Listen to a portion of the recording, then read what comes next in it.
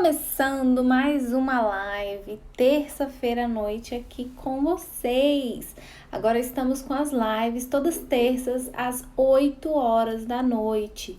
E hoje eu quero trazer para vocês um tema que eu considero muito importante de falar, que é sobre termos de consentimento, né? É um tema que eu acho fundamental de trazer aqui para vocês, porque é uma das ferramentas que a gente mais usa no escritório, é algo que realmente faz parte do nosso dia a dia. A gente faz desde termos que tem 30 páginas até termos que são muito mais simples, que tem uma página e por aí vai depender muito da especialidade, de quais informações você tem que passar, né, para o paciente, mas sem dúvida nenhuma é uma ferramenta muito importante para a atuação do biodireito.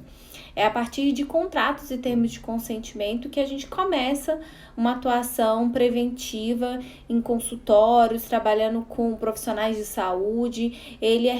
São realmente ferramentas que fazem uma diferença muito grande na atuação do profissional, principalmente quando ele passa a entender a função de cada um desses documentos de saúde que ele tem ali, né? Esses documentos de saúde, eles existem exatamente para trazer uma função tanto para o profissional como para o paciente. Isso é algo que a gente sempre traz aqui para vocês, né? A importância da gente fazer esses documentos com um perfil que não seja necessariamente protetivo para o profissional, porque ele está com medo de que aconteça um processo ou algo assim. Essa não é a função desses documentos de saúde, né? A função desses documentos é realmente trazer informações importantes aí, e daí também a importância de como a gente vai trazer essas informações, o que vai estar ali, como que vai ser escrito. Ó, a Ju Souto falou, Érica, foi essa prof que... Ah, tá. Vocês estão conversando entre si. Isso mesmo. Então, é importante a gente entender a função de cada um desses documentos e para que a gente usa. E hoje eu resolvi trazer mais para vocês aqui sobre termos de consentimento. Se vocês tiverem dúvida, vão escrevendo aí, que eu vou lendo, assim, a não ser que quando vocês falam entre vocês, né? Mas tendo dúvidas, vão trazendo. Segunda-feira, ontem foi dia 3 de maio, né? Hoje é dia 4 de maio. E ontem eu trouxe para vocês um quiz falando sobre falando sobre termos de consentimento especificamente. Também teve uma postagem sobre isso. E ali eu trouxe 5 perguntas para vocês e eu vi que teve algumas dúvidas, né? Eu trouxe 5 perguntas com sim, não e depende. E aí eu queria comentar com vocês essas perguntas. Eu até pensei em comentar na comunidade e falar para vocês um pouco mais, mas eu vi que teve realmente alguns erros ali que as pessoas ficaram com dúvida, e eu acho que é importante trazer cada uma dessas questões para vocês e desmembrar cada uma dessas questões e explicar isso para vocês, ok? A Érica quer entrar na área de direito médico, como iniciar, né? E perguntando se a gente tem cursos para iniciante. Então, a gente tem sim alguns cursos.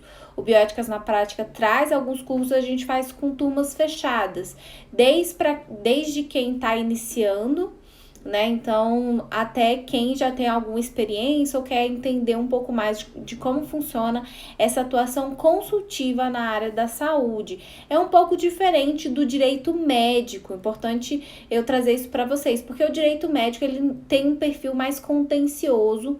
E esse nome também, direito médico, eu acho que não representa mais o que significa o direito médico em si, né? Porque o direito médico fala de uma profissão só.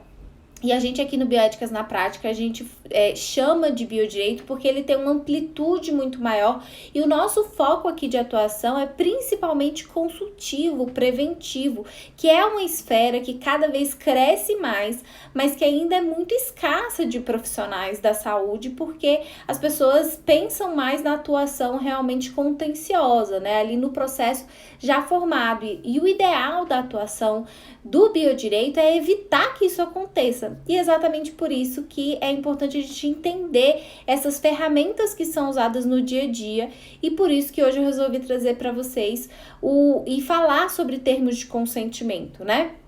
Então, continua acompanhando a gente aqui no Bioéticas na Prática, que toda vez que a gente abre turmas, a gente traz aqui tudo para vocês, e a gente está reestruturando um pouco os nossos cursos para esse ano de 2021, então ainda vem muita novidade por aí para vocês tirarem, para quem quer participar, tirar as dúvidas de vocês.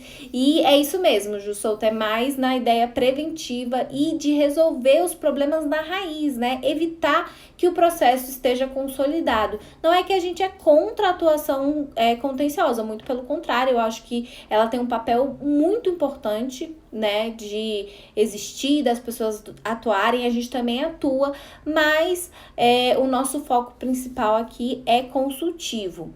Então, vamos lá.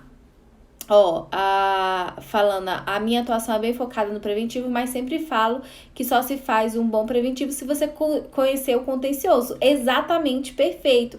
Você só faz uma consultoria e uma prevenção bem feita se você entende o que está acontecendo ali nos tribunais, quais são as diretrizes que a gente enxerga, né, do contencioso. É fundamental você ter um olho ali no contencioso para você atuar no preventivo, senão você não está prevenindo, não está enxergando os riscos que realmente existem, né? Inclusive, existe um erro muito grande das pessoas pensarem, ok, eu tenho um contrato, eu tenho termos de consentimento, então eu não vou ser processado. E não funciona assim, né? Não é assim que as coisas funcionam. Então, vou começar com as perguntas e aí vocês vão tirando as dúvidas de vocês. A primeira pergunta que eu trouxe para vocês é sobre se o termo de consentimento é obrigatório.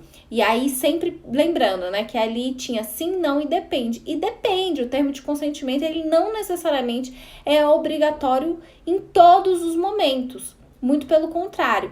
E mais do que isso, eu vou além, né? Depois eu vou até falar para vocês mais sobre essa questão, mas se você tiver um termo de consentimento mal produzido, se ele for genérico, se for um termo de consentimento que realmente ele só existe ali como um formulário para ser respondido e não traz informações para o paciente, às vezes é melhor nem ter um termo de consentimento. Ok? A gente já vê isso na jurisprudência, conhecida como blanket consent ou consentimento, né, em branco, que é entregue para o paciente como um formulário hospitalar ali para ele só assinar e fingir que ele entendeu quais são os riscos daquela cirurgia. Na verdade, esse termo de consentimento pro forma, ele é muito mal visto, né?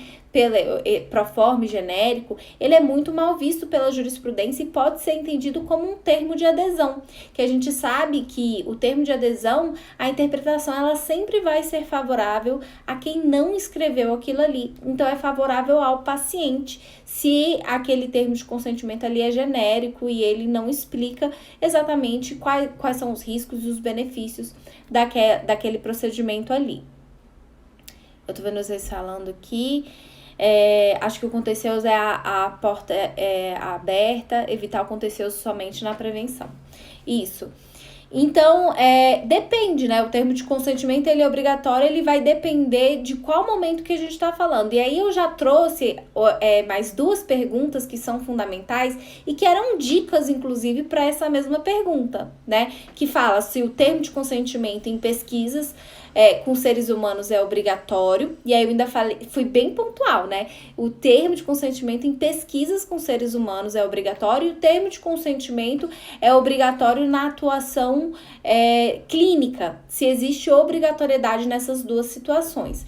Então, o que acontece? O termo de consentimento, ele nasceu no universo das pesquisas científicas, e hoje em dia é interessante a gente perceber que foi muito mais popularizado, eu achei isso sensacional desse último ano, apesar de tudo de terrível que aconteceu e que ainda está acontecendo, algo que a gente que se tornou mais comum de se ouvir as pessoas falarem, elas entenderem um pouco como funcionam essas pesquisas científicas, como que se desenvolveram as vacinas, e principalmente também chegou a se tornar mais popular quando que vai ter um termo de consentimento, quando que não vai ter.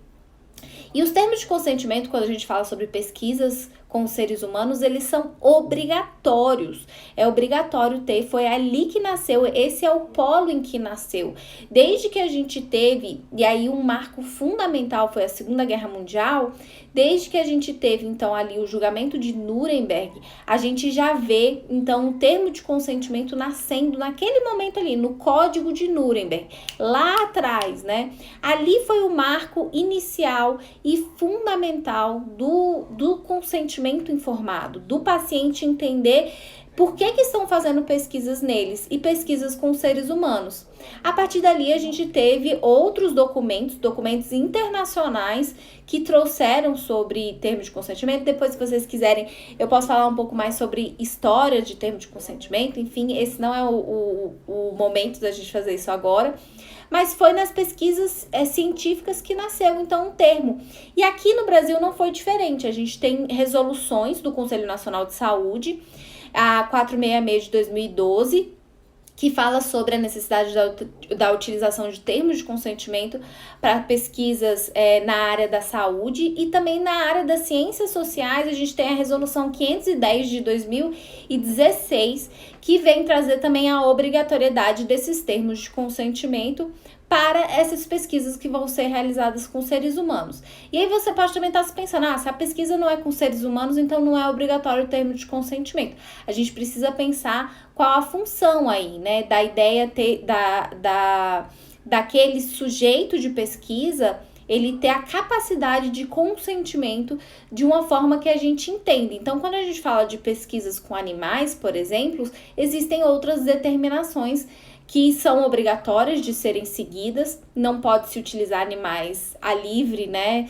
esteio para pesquisas, mas a gente fala de termos de consentimento quando a gente fala com seres humanos. Por isso que pesquisas com seres humanos, a gente tem ali o termo de consentimento e também já tem nessas resoluções o termo de assentimento. E aí a gente já fala, quando a gente fala de termo de assentimento, a gente está falando dos sujeitos de pesquisas que não têm capacidade de consentir, ou seja, desde crianças até aquelas pessoas que não têm capacidade legal de consentir também, e ali a gente vai ter então a obrigatoriedade nessas resoluções para a utilização para que essas pessoas se tornem sujeitos de pesquisa. O advogado pode auxiliar o hospital na elaboração do termo de consentimento quando realiza pesquisas clínicas ou utiliza dados de paciente para divulgar outras pesquisas? Sim, com certeza. Faz parte da atuação consultiva do advogado trabalhar nesses termos de consentimento, tanto no universo da farmacêutica, então se você trabalha com farmácias para pesquisas de novos tipos de medicamentos, então você trabalha ali também para desenvolver esses termos de consentimento, como também se você trabalha em hospitais e vai ter procedimentos ali, você vai desenvolver então, e pesquisas, né, nesses hospitais, você pode desenvolver esses termos de consentimento porque eles são obrigatórios e fundamentais para passarem pelo Comitê de Ética em Pesquisa, que vai aprovar ou não que essa pesquisa aconteça. Para que essa pesquisa seja aprovada, é obrigatório o termo de consentimento. Não vai ser aprovada se não tiver, porque a gente tem aí 2 resoluções que determinam a obrigatoriedade da utilização do termo de consentimento. Diferente da terceira pergunta, que é se é obrigatório o termo de consentimento na clínica. Não tem nenhuma determinação legal, juridicamente, que obrigue a utilização do termo de consentimento na atuação clínica.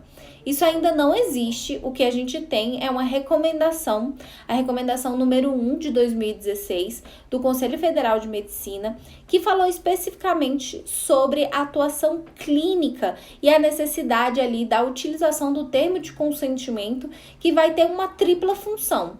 Ali é uma recomendação que eu realmente recomendo que vocês leiam, né? O nome é Recomendação número 1 de 2016 do CFM. E mais do que isso, eu vou além. O Conselho Federal de Medicina foi o único conselho de classe que realmente trouxe essa recomendação. A gente tem códigos de ética de outras profissões a utilização de termos de consentimento. Então, a gente tem no código de ética tanto de medicina como de enfermagem, na atuação de fisioterapia, na de farmácia, mas o foco, quando a gente vê ali termo de consentimento ou sobre a autonomia do paciente, ela tem um foco principal nas pesquisas com seres humanos e não necessariamente na atuação clínica. Então a gente vê que o próprio profissional ele tem uma dificuldade dessa transação de compreender por que ele vai usar algo que ele entende que faz parte da pesquisa no dia a dia clínico dele. E aí vem um pulo do gato fundamental para vocês, porque quando a gente, enquanto profissional do direito, vai falar com um profissional da saúde, fala, olha, você precisa utilizar na sua atuação clínica, na atuação do dia a dia, você precisa fazer os termos de consentimento. Eles têm uma dificuldade de compreensão, porque quando eles aprenderam isso na faculdade, eles aprenderam que o termo de consentimento, ele pertence ao universo da pesquisa científica, e não ao universo da atuação do dia a dia dele. E aí você tem que quebrar essa barreira e fazer ele entender a função do termo de consentimento, que já está ali na recomendação número 6, número 1 de 2016 do CFM. Né, que ali traz que o termo de consentimento ele vai ter a função tanto de respeitar a decisão do paciente, o paciente ele vai decidir o que ele quer de atuação, o que ele quer, o que ele não quer, como ele também vai favorecer a relação intersubjetiva do profissional e do paciente, ou seja, ele vai estreitar esse vínculo, porque o profissional ele vai explicar para o paciente tudo que acontece ali naquele procedimento, os riscos, os benefícios, o objetivo daquele procedimento, e o paciente ele vai ter essa troca de perguntas para o profissional. Então, fundamental ali, favorece muito esse vínculo. E por fim, o termo de consentimento ele também se torna um guia para o profissional. Ele traz os parâmetros e as diretrizes para a atuação dele. Isso é importante principalmente quando o paciente ele entende o que tem nesse termo de consentimento.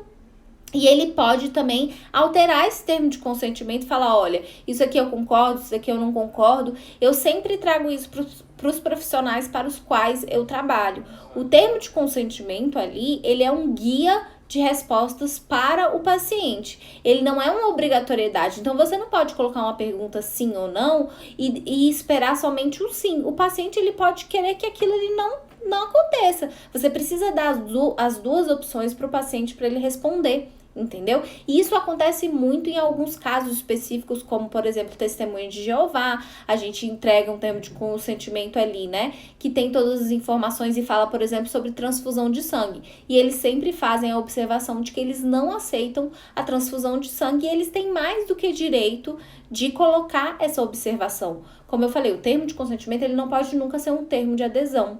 Ele está ali para trazer informações e se tornar um guia para a atuação daquele profissional. Então, quando eu pergunto para vocês, né, o termo de consentimento ele é obrigatório na atuação clínica, não tem nada que o torne obrigatório, mas faz muita diferença na atuação do profissional, principalmente se acontece algo inesperado, se as pessoas têm dúvidas de determinadas formas de atuação. Ter o termo de consentimento enquanto um guia faz muita diferença nessas situações. E mais do que isso, respeitar também os desejos do paciente. Isso é algo que os profissionais de saúde têm muita dificuldade de fazer em determinadas situações. Principalmente quando a gente fala, por exemplo, sobre transfusão de sangue.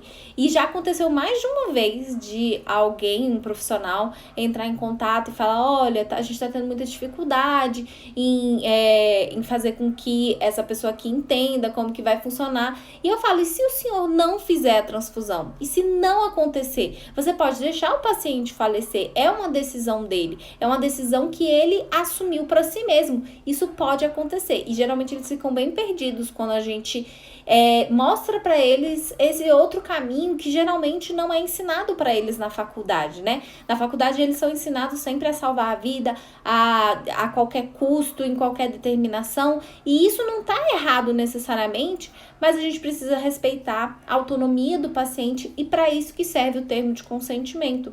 E isso faz muita diferença também, inclusive, até para a objeção de consciência do profissional. Porque se ele vai atuar num paciente, claro que eu tô falando aqui de tratamentos eletivos, ok? Se a gente falar sobre urgência e emergência, é uma outra realidade. Mas em tratamentos eletivos, o profissional, ele sabendo de determinadas condições do paciente, ele também pode se negar a atender esse paciente. Isso também pode ser algo que o profissional não se sinta confortável em não fazer uma transfusão, por exemplo, ou em não atuar de determinada maneira, que ele acha que é a maneira correta. Ele também tem o direito de objeção de consciência dele, e ele pode ter conhecimento sobre essas decisões do paciente com o termo de consentimento. Por isso que também a gente fala para o profissional que é fundamental que tenha essa leitura do termo de consentimento com o paciente, para ele entender também as decisões desses pacientes, né? E saber o que pode, o que não pode, qual caminho seguir exatamente, ok? Estão perguntando, a live vai ficar salva? Eu vou passar a colocar essas lives lá no YouTube, ok? A gente tem um canal que se chama Bioéticas na Prática no YouTube, e eu vou colocar todas essas lives lá para vocês assistirem quantas vezes vocês quiserem. E aí vocês já aproveitam e se inscrevam no canal, indica para os amigos. Lá tem muito material incrível sobre atuação jurídica preventiva. A gente tem muita coisa lá para vocês assistirem, e eu vou passar a colocar essas lives por lá também, ok? Voltando aqui. Eu tô comentando com vocês as perguntas que eu coloquei ontem. E a próxima pergunta foi: termo de consentimento é bem visto na jurisprudência? E depende. Vai depender de como que esse termo ele está escrito, né? Eu comecei essa live falando isso para vocês, e eu tô falando de experiências também e de leitura de jurisprudência fundamentalmente. A gente tava falando aqui. Eu até não peguei o nome do perfil que trouxe isso aqui. Acho que foi a Ju Souto, né? Que trouxe isso. E uma outra pessoa também que falou sobre a importância do olhar no contencioso para a gente atuar no preventivo. E é importante você entender isso, porque é a partir da compreensão de como os juízes estão interpretando isso que a gente vai saber como que esse documento, né, que é o termo de consentimento, ele vai se tornar uma ferramenta ali para o profissional de que ele realmente passou essa informação.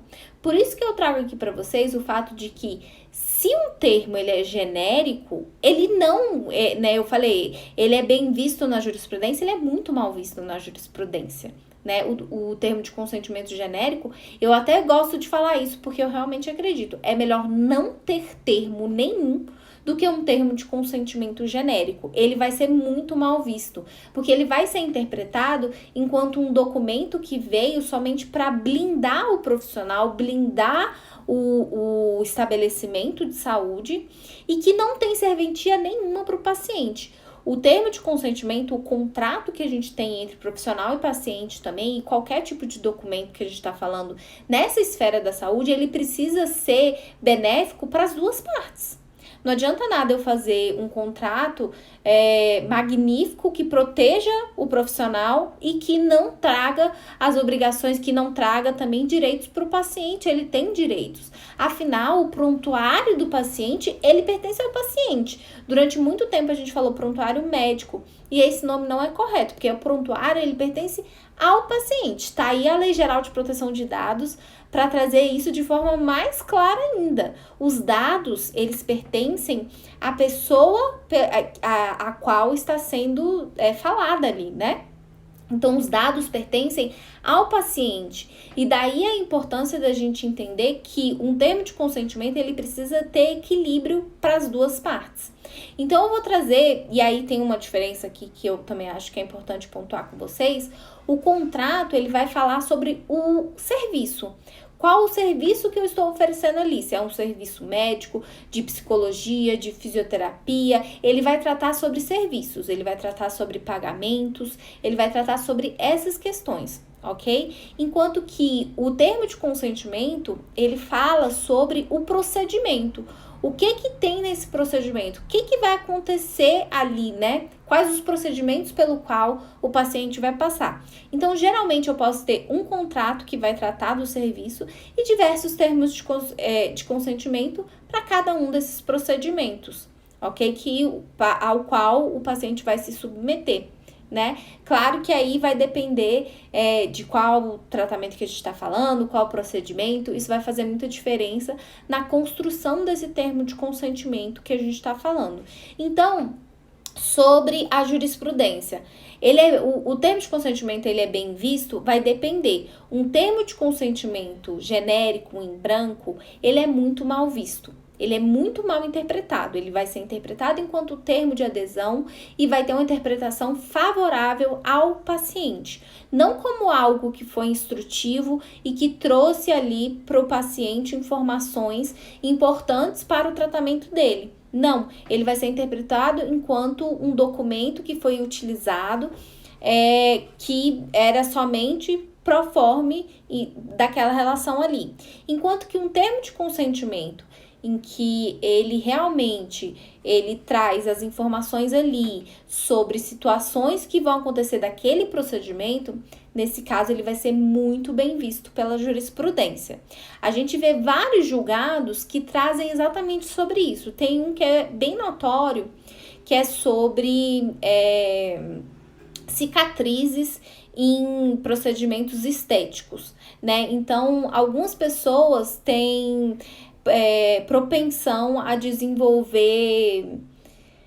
Ai, esqueci o nome daquelas cicatrizes maiores, me ajudem aí, gente, esqueci o nome, mas enfim, algumas pessoas têm propensão a desenvolver a ter uma má cicatrização, enfim, e a gente tá falando de cirurgias estéticas, e tem vários julgados, várias jurisprudências. Queloide, me ajudaram aqui, né? Os meninos me ajudaram, vocês também, queloide. Algumas pessoas têm propensão a desenvolver queloide, isso mesmo. E ali, quando a gente vai falar de tratamentos estéticos, nesse caso, essa pessoa queria colocar silicone nos seios e ela, no termo de consentimento que o profissional se utilizou, ele explicou que tinha a possibilidade da pessoa colocar, né, o silicone e desenvolver queloides. E aí, isso está bem explicado, o termo de consentimento é realmente muito aberto, falando sobre a possibilidade de que o termo poderia ser alterado antes da cirurgia, algo que foi muito bem explicado para a paciente, e a paciente realmente colocou o silicone e desenvolveu a queloide. Isso vai depender... isso é uma resposta do organismo de cada pessoa. Eu, por exemplo, Luciana, eu tenho uma cicatrização muito célere, o que faz com que eu tenha uma cicatrização que parece uma queloide. É parecido com a queloide a minha cicatrização, porque ela é muito rápida. Então, qualquer procedimento estético que eu vou fazer, eu sempre falo isso para o profissional de saúde. Olha, eu prefiro não fazer uma microcirurgia porque eu vou desenvolver uma queloide. Aí eu tô trocando, né, às vezes uma questão aqui por uma outra que vai me dar muito mais trabalho, enfim. E aí isso acontece.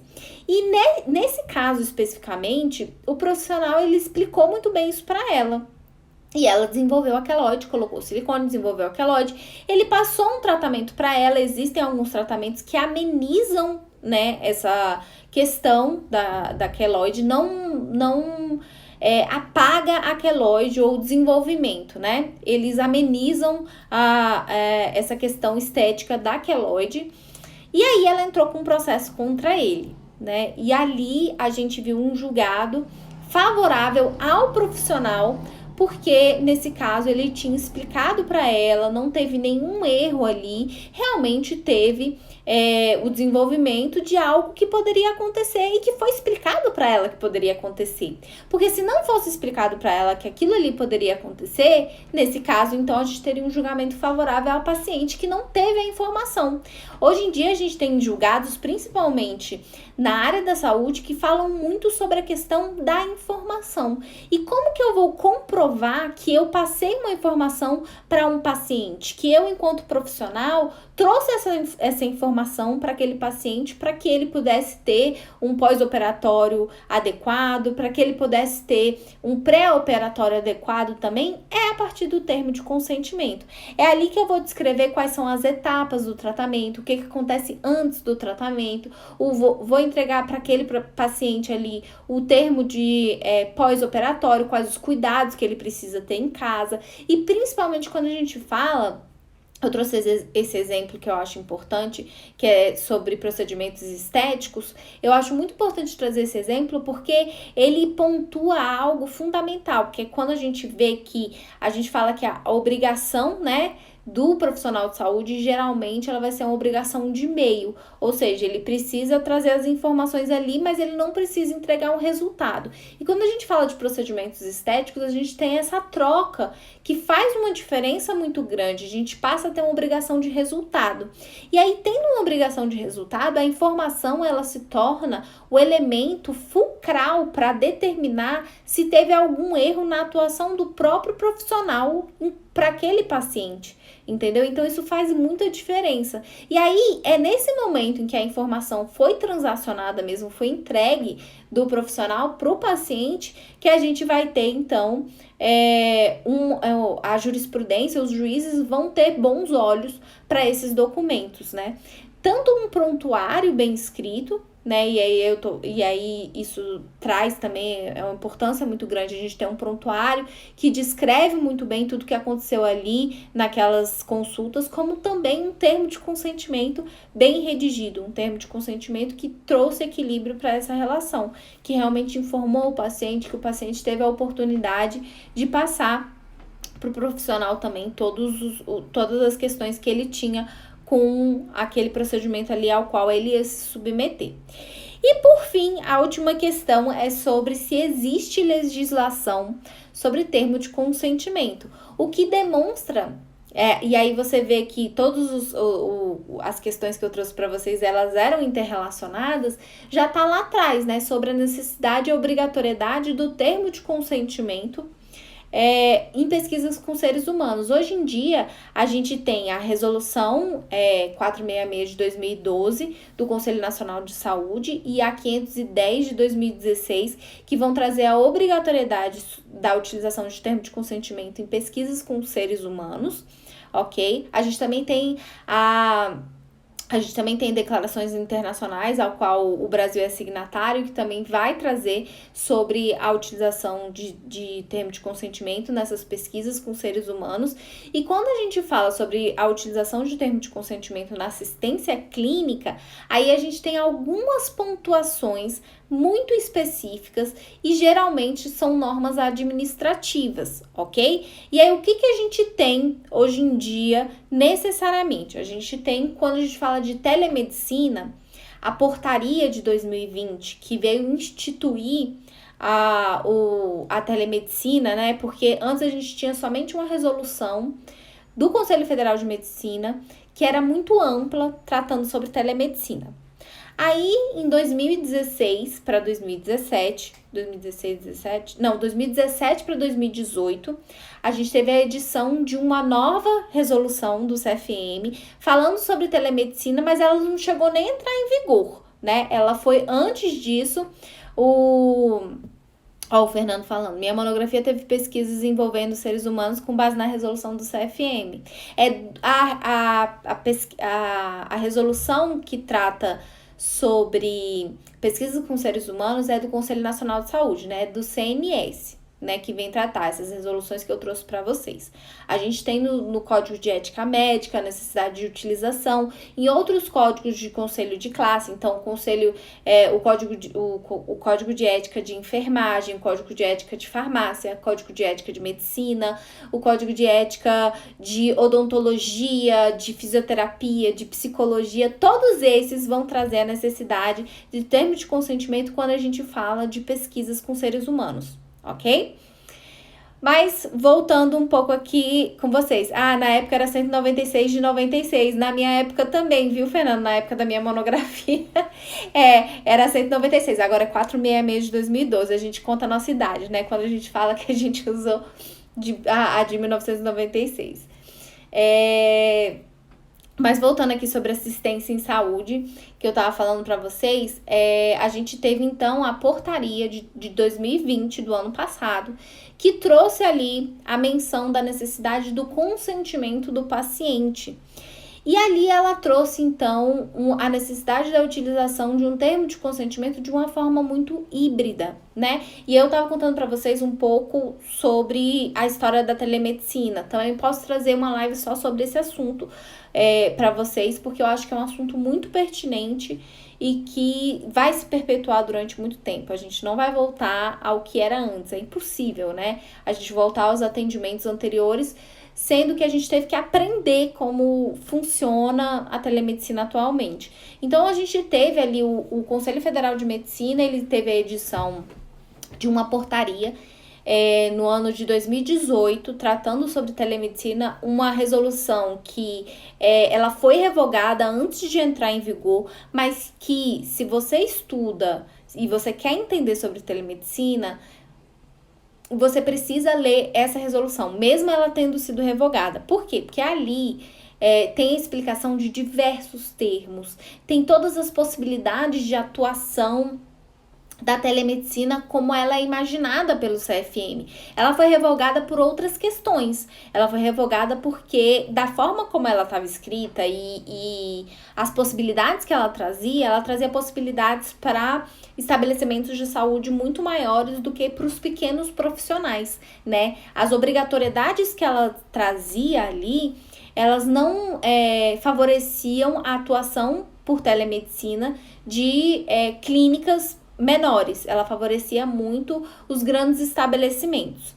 E aí a gente teve uma pandemia, né, em 2020, o que mudou a realidade de todo mundo e todo mundo teve que se adaptar ao digital. Então, a possibilidade de a gente ter uma nova resolução do CFM nesse momento pós-pandemia, futuro pandemia, novo normal, que você quer chamar, e a realidade que a gente já vive hoje em dia, né? A possibilidade de uma edição de uma norma muito parecida com aquela lá de 2018 é grande, porque ali tem muitos termos fundamentais. Inclusive, eu e a Thaís, a gente fez um e-book falando sobre essa norma, explicando muito bem, porque realmente os profissionais ficaram com muitas dúvidas naquela época lá, né? E aí a gente teve a portaria de 2020 que trouxe a necessidade da utilização. Por que eu tô falando tudo isso, né?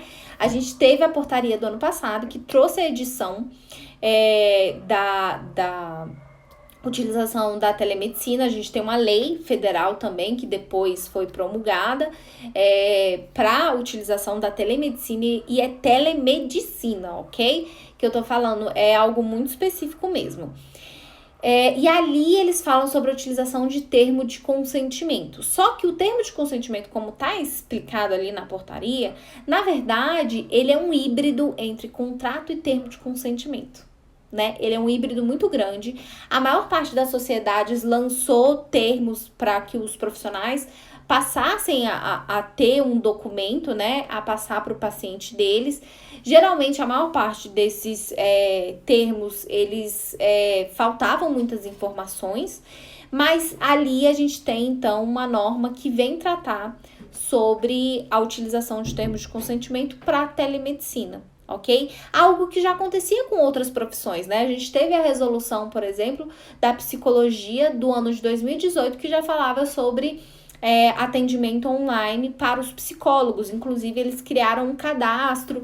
Na pandemia, eles favoreceram, né, esse cadastro para facilitar que os profissionais que ainda não tivessem cadastrados, eles pudessem atender online tranquilamente. Então, a gente tem aí uma digitalização da maior parte das profissões e uma adaptação de outros órgãos, porque um dos maiores problemas que a gente tinha nessa ideia da telemedicina era a própria prescrição dos profissionais. Se eu ia ter uma prescrição, por exemplo, eu moro no Distrito Federal, mas eu quero atender com um médico de São Paulo. E aí ele vai fazer uma prescrição digital para mim, ele tem o certificado dele, ele vai lá e certifica, e eu posso comprar o medicamento com a assinatura de São Paulo no Distrito Federal? Como que isso vai funcionar? Eu posso comprar online sem eu ter que necessariamente ir para a farmácia e comprar um medicamento, né, prescrito de um outro profissional, ou ainda que eu tenha sido atendida aqui no Distrito Federal, como que eu vou fazer para entregar essa prescrição com essa assinatura digital, né? Como que vai ser essa intercomunicabilidade, essas realidades? A própria Anvisa teve que se adaptar e flexibilizar as determinações de quais medicamentos poderiam ter assinatura digital e quais não poderiam. Não são todos os medicamentos que podem ter assinatura digital do médico, alguns precisam de prescrições específicas, né? Ainda acontece com alguns medicamentos muito específicos, mas alguns medicamentos específicos precisam de prescrição de prescrições específicas, né? Até tem acordo para prescrição, né, do profissional. Então, a gente teve aí a telemedicina que fez que trouxe essa menção do termo de consentimento e que e tem muito a ver com a atuação do profissional no dia a dia, com assistência clínica, né, que se descola pela primeira vez de uma forma bem clara da pesquisa científica, né? Nesse momento a gente teve aí, mais ainda, esse termo de consentimento, ele era meio confuso. Existe também a necessidade de termo de consentimento para algumas situações específicas e que vem como uma determinação do conselho de classe. Não existem leis que obrigam isso. Isso também é muito interessante. Quando a gente fala sobre, e aí vem como é que eu vou falar? A mãe de todos os termos, né? A matriarca de todos os termos, a gente tá falando aqui da reprodução humana assistida. No caso da reprodução humana assistida, a gente tem termos de consentimento que geralmente são enormes, muito descritivos, que vão explicar e vão abordar todas as possibilidades. A gente tem obrigações de assinatura, inclusive às vezes do cônjuge, autorizando determinadas questões ali ou não autorizando, né? Então a gente tem a gente vai precisar de pedir a permissão do cônjuge daquela pessoa. Então faz diferença você saber se aquela pessoa ela é casada ou não, porque a gente tem leis que vão tratar sobre isso. Então, quando a gente fala de reprodução humana assistida, a gente tem a resolução do Conselho Federal de Medicina, que é a 2168 de 2018, que vem tratar, então, não, errei, é 2168 de 2017, às vezes minha cabeça, às vezes eu confundo os anos, mas a 2168 do CFM, ela vem trazer, então, a obrigatoriedade que as clínicas, né, elas se utilizem de termos de consentimento no caso de reprodução humana assistida. E ali tem especificidade de como esses termos eles vão ter que ser, né? Então, ali a gente vê realmente uma obrigatoriedade do CFM perante os seus profissionais, obrigando aquelas clínicas ali a se utilizarem de termos de consentimento. Porque no caso da reprodução humana assistida, por incrível que pareça, tem uma proximidade muito grande com pesquisas com seres humanos. Tem uma proximidade aí quando a gente fala sobre isso. A gente tem até uma lei federal que vem tratar sobre congelamento, né? Criopreservação de embriões, o que pode, o que não pode, que é a Lei de Biossegurança. É a única lei que vem tratar sobre embriões, não fala nada sobre gametas. E ali, então, a gente precisa saber se o paciente ele vai querer depois congelar o embrião, se ele pode descartar, quando que ele pode descartar, se ele vai querer doar para pesquisa, se ele vai querer doar para outros pacientes, se um do casal falecer, o outro pode usar ou não pode usar, se pode doar depois que os dois falecerem ou se não falecerem, porque no momento em que você cria ou preserva aquele material genético, primeiro, o material genético, ele pode pertencer ou a uma pessoa, se for um gameta, né, um óvulo, um espermatozoide, ele vai pertencer àquela pessoa, ou se a gente está falando de um embrião, pertence a duas pessoas ali, né? Pertence àquelas pessoas, elas têm direitos e obrigações perante esse material genético. Mas no momento que você cria ou preserva, você mantém a idade cronológica daquele material genético. Então, daqui a 100 anos, aquelas pessoas podem não estar vivas. Pode ser que elas estejam vivas, né? Não sei, dizem que na nossa idade a gente vai até os 100 e muitos anos. Não sei se eu quero viver tudo isso não, mas dizem que a gente vai até tudo isso. Então daqui a 100 anos aquela pessoa pode falecer. E aí, eu posso usar esse material genético, eu não posso usar esse material genético? Ele vai passar... quem vai decidir sobre isso são os herdeiros daquela pessoa, né? Enfim, quem quer que sejam os herdeiros. Vai passar essa responsabilidade do Estado? O Estado vai ter que decidir, então, se não tem herdeiro, o Estado vai ter que decidir o que vai acontecer com aquele material genético. E aí, eu posso descartar, não posso descartar? Existe ainda muitos questionamentos e tudo isso precisa vir descrito no termo de consentimento. Mais do que isso, a resolução, ela vai além dessas decisões que os donos do material genético têm que tomar. Ela também faz questão de informar o paciente sobre as taxas de sucesso daquela instituição especificamente. Eu preciso falar para o paciente as taxas de sucesso. Está na resolução, gente, isso. É muito interessante porque é muito descritivo. É um dos termos, assim, que realmente são fundamentais de serem feitos. E outros termos que também são muito importantes de se fazer são os termos envolvendo principalmente as questões de estética, né? Quando a gente fala de procedimentos estéticos, os termos eles precisam ser explícitos, principalmente porque nesse caso a obrigação do profissional ela é de resultado. E aí vem o olhar fundamental que a gente precisa ter para o contencioso quando a gente atua no preventivo. Quando a gente pensa em procedimentos estéticos, a gente está pensando de cirurgia plástica, dermatologia e eu não sei se vocês sabem, mas a odontologia dentro da jurisprudência, não importa qual o procedimento que está sendo feito, se é ortodontia, enfim, o que quer que seja, no caso da odontologia, é enxergado como uma obrigação de resultado. Então, nesse caso, esses termos de consentimento, principalmente para esses profissionais, eles precisam vir com a explicação de que, ok, é uma obrigação de resultado, mas você precisa alinhar a expectativa do paciente. Você precisa tomar muito cuidado com a expectativa do paciente quando a gente fala de obrigações de resultado, procedimentos estéticos. Isso é algo que a gente sempre fala para os profissionais, porque uma pessoa que vai fazer um tratamento estético, ela tem uma expectativa muito alta sobre o resultado. E você precisa alinhar as expectativas dela para ela não se sentir frustrada e evitar um processo aí no meio do caminho. Porque ela vai entrar contra o profissional ou se teve um erro. Então, teve um erro grave mesmo, aconteceu alguma questão ali que às vezes é um resultado, às vezes é um risco, né, do procedimento. Então, por exemplo, eu vou colocar preenchedores. Os preenchedores, eles podem ter resultados desastrosos dependendo da anatomia da pessoa. Pode ficar granulado, pode, enfim, acontecer várias questões. Preenchedores têm essas questões. E eu não tô falando nem do PMMA, né? Que é aquele que é mais tóxico. Eu tô falando de preenchedores como, por exemplo, o próprio Botox.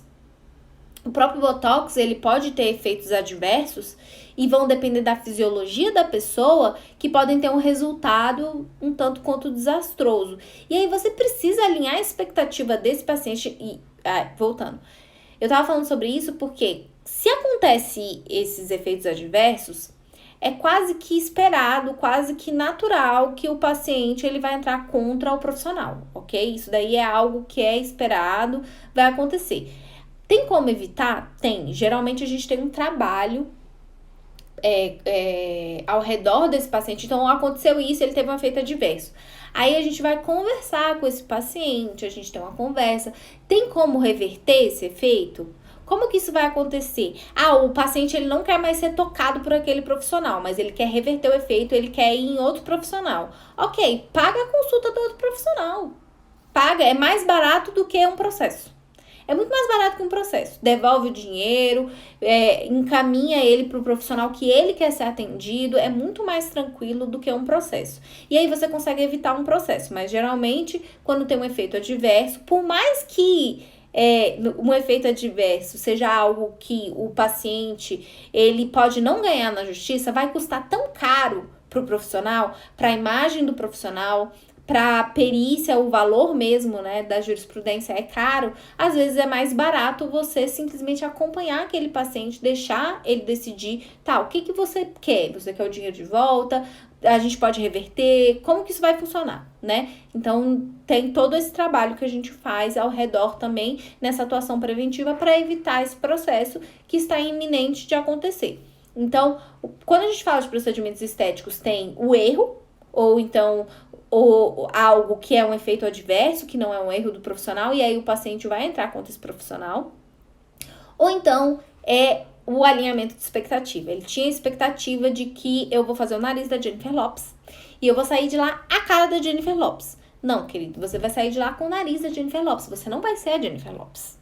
Entendeu? O resto do seu corpo continua igual. Eu fiz o seu nariz. Mas a pessoa saiu de... Ela tinha na mente dela que ela ia sair a estrela de Hollywood. Ela sair linda, perfeita. O quê? Faltou alinhamento de expectativa. Faltou falar, olha... como que funciona essa cirurgia, o que você espera dessa cirurgia, mostrar às vezes, hoje em dia a gente já tem, né, capacidade, a gente já tem vários moldes 3Ds em que você mostra o antes e o depois, e aí você alinha a expectativa do paciente para ele saber quais os resultados que ele vai ter.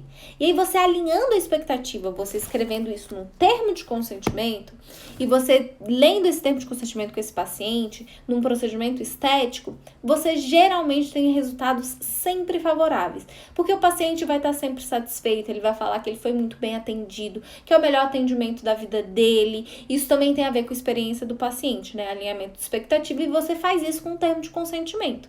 E como que você faz isso com um termo de consentimento? Porque eu, enquanto profissional do direito, vou lá construir o termo de consentimento e eu vou ver, tá sendo aplicável?